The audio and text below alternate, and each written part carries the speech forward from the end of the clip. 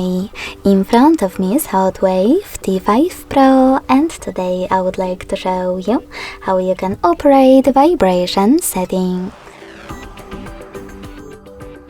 Start by going into Devices Settings and scrolling down just a bit to access Sound section.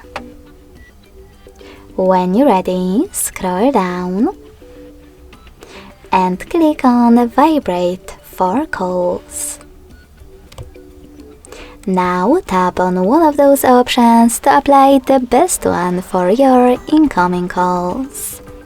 Never vibrate, always vibrate, or vibrate first, then ring gradually. I will go with always vibrate. Now click on the back button. Scroll down again and tap on those two switches next to charging sounds and vibration, and touch vibration to turn them on or off.